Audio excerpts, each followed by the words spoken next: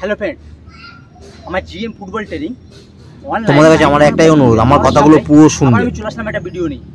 এই ভিডিওর মধ্যে আমি দেখাতে চলেছি কিভাবে খেলার মাঠে খেলাটাকে সহজ করে নেবে, অর্থাৎ দমের ঘাটতি, বলের সঙ্গে যাওয়া, বল নিয়ে ড্রিবলিং করা, এইগুলো করার জন্য সবসময় দরকার বেদ অর্থাৎ দম।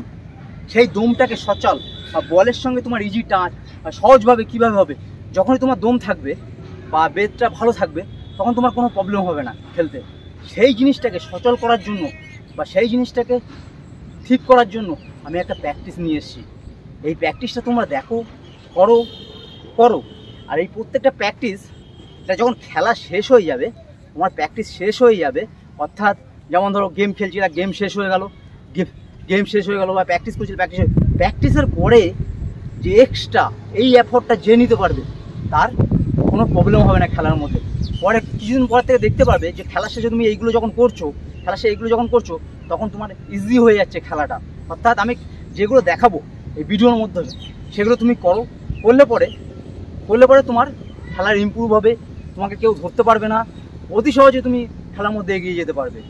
আর এইটা সবসময় খেলার শেষে করতে হবে। আমি যেগুলো দেখলাম খেলার শেষে করো, খেলাটা শেষ হলো তারপর তুমি কোনো কাউকে পেলে না, তুমি নিজে করো, দেখবে তার থেকে তুমি অনেক বেটার খেলছো। এই আমি যেগুলো দেখলাম এগুলো ভালো লাগলে করো, এবং আমার ভিডিওটাকে আগিয়ে নিয়ে যাওয়ার জন্যে তোমরা একটু সাবস্ক্রাইব করে দাও, তোমার বন্ধুদেরও বলো আমার চ্যানেলটাকে সাবস্ক্রাইব করার জন্য। আমার ভিডিওটা ভালো লাগলে লাইক শেয়ার সাবস্ক্রাইব করে দিও প্লিজ। তো কোণ নিয়ে 10 থেকে 15 গজ একটা দূরত্ব সেট করে নেবে, ওই কোণ থেকে শুয়ে পড়বে, না ধরে উঠে তোমার এই কোণে দৌড়ি স্পিডে আসতে হবে। এইভাবে 5টা এই প্র্যাকটিসটা করো কন্টিনিউ। এই প্র্যাকটিস হচ্ছে উড়ে শোবে, একদিকে উড়ে শোবে, একদিকে কাত হয়ে উঠে তোমাকে না ধরে উঠতে হবে, উঠে তোমাকে দৌড় মেরে এই কোণ পর্যন্ত আসতে হবে। এইভাবে এই প্র্যাকটিসটা করতে হবে। এই প্র্যাকটিসটা হচ্ছে একদিকে কাত হয়ে শুতে হবে, কাত হয়ে তোমাকে উঠতে হবে, না ধরে তোমাকে উঠতে হবে, উঠে এই কোণ পর্যন্ত স্পিডে দৌড়িয়ে আসতে হবে। এইভাবে তোমার স্পিডে এনকারেজ হবে। আর প্রত্যেকটা প্র্যাকটিস এই না ধরে তোমাকে উঠতে হবে। দেখো প্রত্যেকটা প্র্যাকটিসে না ধরে উঠছি, অর্থাৎ মাটিতে হাত না দিয়ে উঠে এবং স্পিডে এই কোণ পর্যন্ত শেষ করছি। এইভাবে প্র্যাকটিসগুলো করতে হবে। তোমরা দেখো এই প্র্যাকটিসটা আমরা কি করছি, এই কোণ থেকে ও কোণে গিয়ে দৌড়ে গিয়ে ওখানে গিয়ে পাশে হাত রেখে বডিটাকে মাটিতে রেখে মাজাটা ব্যান করছি এবং উপর দিক তাকাচ্ছি।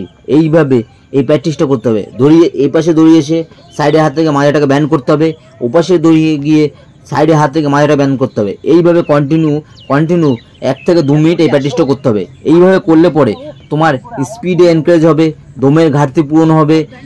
এটা প্রত্যেকটা প্র্যাকটিসই এটা করতে হবে তোমাকে খেলার শেষে এবং প্র্যাকটিসের শেষে। এইভাবে তুমি এই প্র্যাকটিসটা করলে পরেই দেখবে তোমার সব কিছুর উন্নতি হয়ে গেছে। এইভাবে তোমরা এই প্র্যাকটিসটা করো কন্টিনিউ 2 থেকে 3 মিনিট। এই প্র্যাকটিসের সবসময় প্র্যাকটিস শেষে অর্থাৎ লাস্ট প্র্যাকটিস রাখবে বা গেমের শেষে রাখবে। ছোট জাম্প দেওয়ার পর দেখো, তারপরে বড় জাম্প, হাঁটু না ভেঙে জাম্প দিতে হবে। এইভাবে তোমাকে কন্টিনিউ করতে হবে। যখন এটা হয়ে যায় 10 থেকে 12টা হয়ে যাবে, তখন আবার ছোট জাম্প, না দাঁড়িয়ে ছোট জাম্প দিতে থাকবে, ছোট জাম্প দিয়ে বেদ নিতে থাকবে। এইভাবে যখন আবার হয়ে যাবে তখন আবার চেস্ট জাম্প। দেখো তারপর আবার কী করছি, চেস্ট জাম্প। এটাও যখন 10 থেকে 12টা হয়ে যাবে, চেস্ট জাম্প 10 থেকে 12টা করো। এইভাবে করতে থাকো চেস্ট জাম্প হয়ে যাওয়ার পর আবার ছোট বেদ নেবে, নেওয়ার পরে সামনে টু টাচ, আবার টু টাচ, দেখো টু টাচ, এটাও 10 থেকে 12টা করো। এইভাবে প্র্যাকটিসটা করো, যখন হয়ে যাওয়ার পর আবার ছোট জাম্প বেদ নেবে, না দাঁড়িয়ে, অর্থাৎ মানে পুরো থামবে না, ছোট বেদ নিতে থাকবে। বেদ নেওয়ার পরে আবার করতে শুরু করবে। দেখো এবার কি করছি, এবার দেখো সাইডে 5 ইটছি, এইভাবে এই প্র্যাকটিসটা করতে হবে। এইভাবে প্র্যাকটিসটা করলে তোমাদের পাওয়ার, দম সব কিছু চলে যাবে। এটা কি দেখো সাইডে টাচ করছি, জোড়া পায়ে টাচ করছি। এইভাবে প্র্যাকটিসটা করো। এই ভিডিওয়ে তোমাদের যে কটা প্র্যাকটিস দেখিয়েছি প্রত্যেকটা প্র্যাকটিস করো। এই প্র্যাকটিসগুলো করলে যাদের দমের ঘাটতি আছে, যাদের পাওয়ারের ঘাটতি আছে, এই প্র্যাকটিসটা করো, দেখবে সব পূরণ হয়ে যাবে।